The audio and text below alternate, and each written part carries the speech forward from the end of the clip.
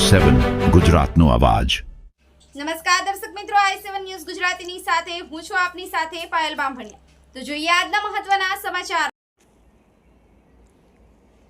ઝાલોદ તાલુકાના Damor Shobhanaben Galabhai ડામોરના survey number વાળી જમીનમાં જેટકો પ્રાઇવેટ કંપની હોવા છતાં જેટકો દ્વારા આદિવાસી ખેડૂતોની 77 AA વાળી સર્વે નંબર 115 વાળી જમીન પચાવી હડપી લેવાની પૂર્વયોજિત ષડયંત્ર ચાલી રહ્યું હોવાનો ગંભીર અને કડક આક્ષેપ આંતરરાષ્ટ્રીય માનવ અધિકાર સુરક્ષા સંઘે કર્યો। જેટકો કંપની દ્વારા ખેડૂતોને પોલીસને આગળ ધરી અને ધમકાવી અને પોલીસ બળનો દુરુપયોગ કરવો અને કોઈપણ પ્રકારનું વળતર ન ચૂકવવું એ માત્ર બંધારણીય હકોનું ઉલ્લંઘન નહીં, પરંતુ સુપ્રીમ કોર્ટના સ્પષ્ટ આદેશોની અવગણના તથા આદિવાસી જમીન સર્વે નંબર 115ના હકો પર સીધો પ્રહાર છે। આ સમગ્ર કાર્યવાહી આઈપીસી તથા માનવ અધિકાર કાયદાઓ હેઠળ દંડનીય ગુનો બને છે। આ મામલે આંતરરાષ્ટ્રીય માનવ અધિકાર સુરક્ષા સંઘે દાહોદ જિલ્લાના એડિશનલ કલેક્ટરને વિગતવાર લેખિત રજૂઆત સોંપી તાત્કાલિક તપાસ કરી અને જવાબદાર અધિકારીઓ અને કંપની સામે કાયદેસર કાર્યવાહી તેમજ અસરગ્રસ્ત આદિવાસી ખેડૂતોને યોગ્ય વળતર આપવાની સ્પષ્ટ માંગ કરી છે।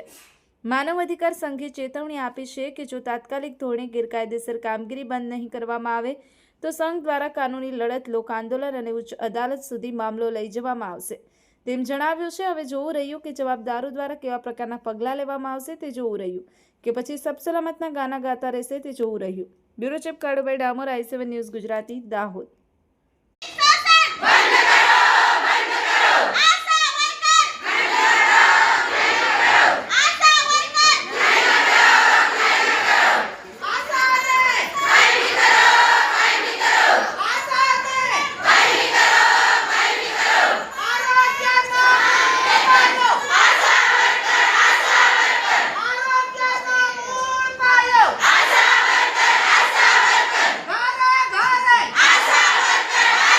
ઝાલોદ મુકામે આંતરરાષ્ટ્રીય માનવ અધિકાર સુરક્ષા સંઘના પ્રદેશ અધ્યક્ષ અને મધ્ય ઝોનના ઇન્ચાર્જ અને રતનસિંહ બારિયા અને મહિલા અધ્યક્ષ શોભનાબેન ડામોર અને આપણા દાહોદ જિલ્લાના ઇન્ચાર્જ નીતેશભાઈ બારિયાનાઓ દ્વારા અહીંયા સ્થળ પર ચકાસણી કરવામાં આવી અને ચકાસણી દરમિયાન જોયું, કારણ કે અહીંયા સ્પષ્ટ દેખાય છે કે કલેક્ટરશ્રીએ આદેશ જે કરેલો છે એ અનુસૂચિ 5નું ઉલ્લંઘન પ્લસ હાઈકોર્ટનું જે ચુકાદાનું ઉલ્લંઘન અને જે મુખ્ય મૂળ માલિકો છે એમના પરમિશનનું ઉલ્લંઘન અહીંયાથી કરેલું સ્પષ્ટ દેખાય છે।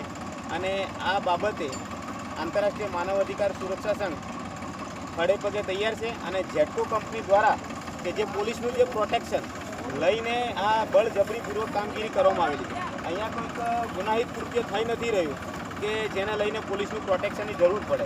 અહીંયા કોઈનું કોઈ મર્ડર નહીં થઈ રહ્યું કે પોલીસની પ્રોટેક્શનની જરૂર પડે, તો અહીંયા કોઈ એવું કોઈ ખરાબ કૃત્ય નથી થઈ રહ્યું કે પોલીસની જરૂર પડે।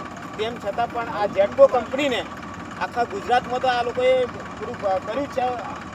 હજારો લાખો ખેડૂતોનું જે જમીનનું જે આ લોકોએ જે કબજો મેળવ્યો છે અને ઝાલોદની અંદર કર્યું છે અને આ બિલકુલ બિન અધિકૃત રીતે કહી શકાય, બરાબર।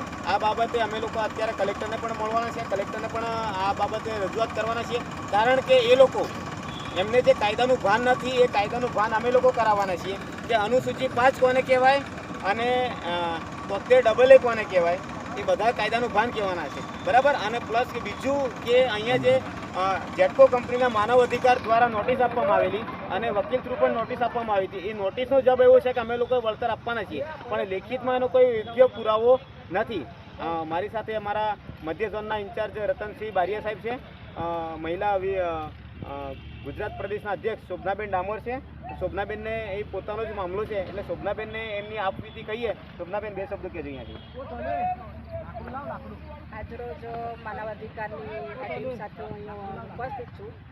જે જેટકો કંપનીવાળા પરમ દિવસે અહીં બળજબરીથી અમારી રવિવારના દિવસે એટલે એ લોકો કાયદાથી બચવા માટે રવિવારનો દિવસ પસંદ કર્યો અને બાઉન્ડ્રી તોડી અને 15 થી 17 લેડીઝ પોલીસો અને પછી અહીંયા આખું પેલું કાફલો એમ ખડકી દીધો, મારી દીધી।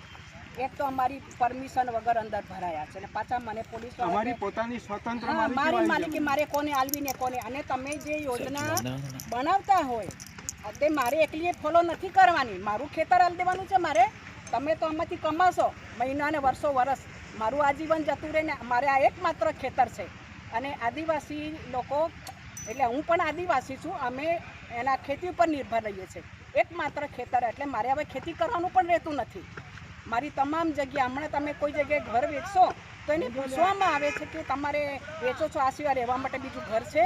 મને નથી પૂછ્યું તમારે બીજું ખેતર છે. મારું ખેતર લઈ લીધું છે એ કલેક્ટરે બળજબરીથી, એમ કે તમને વળતર આલવા કે છે. અને રવિવારને દિવસે શું મારવા માટે